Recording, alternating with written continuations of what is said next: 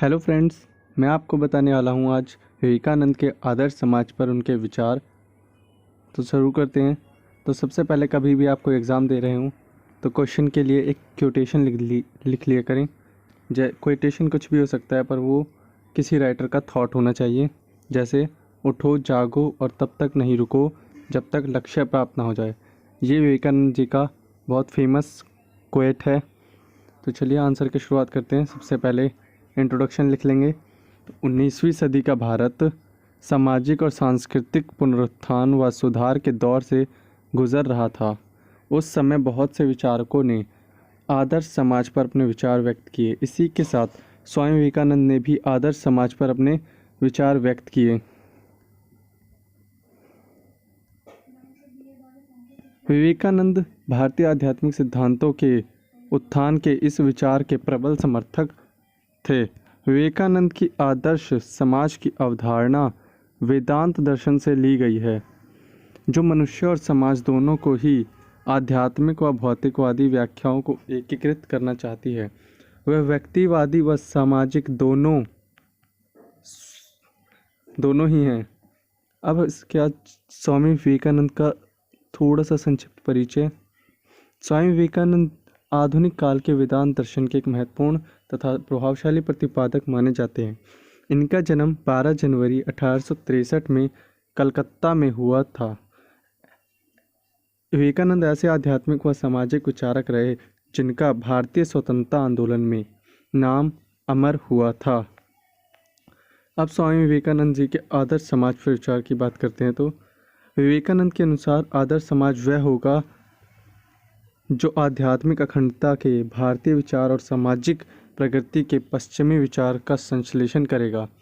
विवेकानंद के आदर्श समाज की अवधारणा समझने के लिए शिक्षा, धर्म, जाति व महिलाओं की स्थिति पर विवेकानंद के विचारों को समझना आवश्यक है। वह कहते हैं कि समाज को सत्य पर ढाला जाना चाहिए और सत्य को समाज में खुद को समायोजित नहीं करना चाहिए। समाज एक दिव्य संस्थान है। इसे सत्य, इसकी वास्तविक प्रकृति और सत्य का निर्माण नहीं करना है। यहाँ एक प्रश्न उठता है कि विवेकानंद के अनुसार उच्चतम सत्य क्या है जिसे वो प्राप्त करना चाहते हैं। तो विवेकानंद के आदर्श समाज को निम्नलिखित शीर्षों के अध्ययन से समझा जा सकता है: शिक्षा पर विचार, जाति पर विचार, स्वास्थ्य पर विचार, धर्म पर विचार व महिलाओं की स्थिति पर विचार। तो सबसे पहले हम आदर्श समाज और शिक्षा की बात करेंगे। तो विवेकानंद कहते हैं कि आदर्श समाज के प्रत्येक सदस्य को अपने विकास को अधिकतम करने के लिए अवसर व संसाधन प्रदान करने चाहिए। उनका मानना था कि वर्तमान शिक्षा प्रणाली केवल युवकों को नौकरी के योग्य बना रही है, शिक्षित नहीं।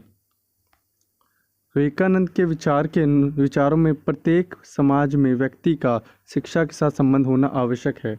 शिक्षा सभी सदस्यों के अनुसार होनी चाहिए। विद्यार्थी में शिक्षा के प्रति इच्छा शक्ति को विकसित करना समाज का कार्य है। चूँकि समाज का उद्देश्य कल्याण होता है, जिसे विवेकानंद के अनुसार केवल शिक्षा के माध्यम से ही प्राप्त किया जा सकता है। उनके अनुसार समाज में भले ही निम्न श्रेणी का व्यक्ति हो या उच्च श्रेणी का, सबको ज्ञान प्राप्ति हेतु एकाग्रता की आवश्यकता होती है। वे पुरानी शिक्षा प्रणाली को समकालीन से बेहतर समझते हैं। शिष्य को ऐसे गुरु के पास होना चाहिए जो अति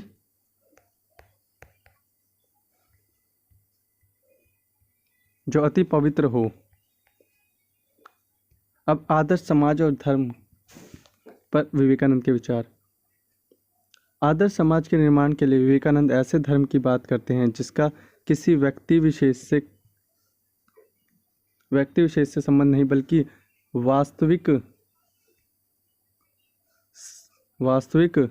व सच्चे तत्वों को जनता के सम्मुख रखने से है। उन्होंने घोषणा की कि धर्म व आध्यात्मिक स्वभाव रूप से समाज को शुद्ध कर देगी। जीवन में धर्म के महत्व पर जोर देते हुए उन्होंने घोषणा की कि राष्ट्रीय जागृति का मुख्य रूप से मानव के लिए धार्मिक जागरूकता का गठन किया जाना था, क्योंकि धर्म भारत का जीवन रक्त है। संक्षेप में आदर्श समाज की स्थापना धर्म को अपनाकर ही की जा सकती है, उसे ठुकराकर नहीं। अब आदर्श समाज और जाति। स्वामी विवेकानंद प्राचीन भारत के वर्ण प्रणाली के सिद्धांत में सन्निहित सामाजिक भावना व संश्लेषण के आदर्श से प्रेरित हैं। वह कहते हैं कि जाति बहुत अच्छी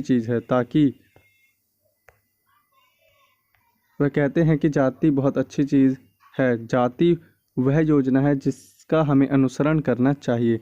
उनके लिए जाति का अर्थ ब्राह्मण की स्थिति प्राप्त करना है। एक ब्राह्मण वह है जिसने सभी स्वार्थों को त्याग दिया है।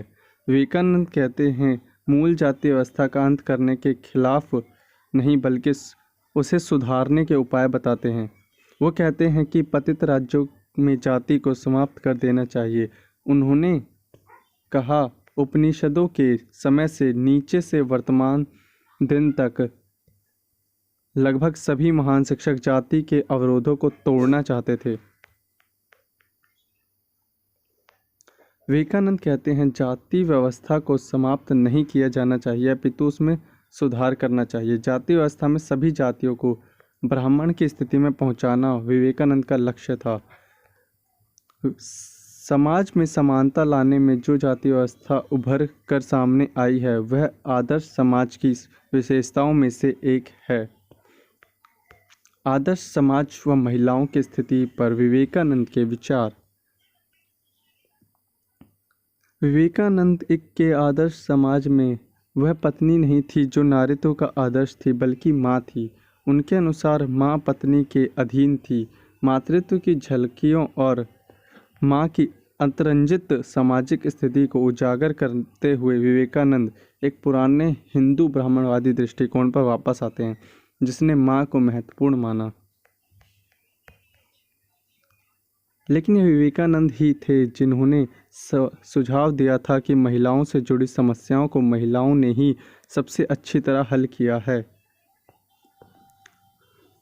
यह माना जाता था कि शिक्षा अंततः महिलाओं में वैसी ही व्यक्तित्वता उत्पन्न करेगी जैसी पुरुषों में।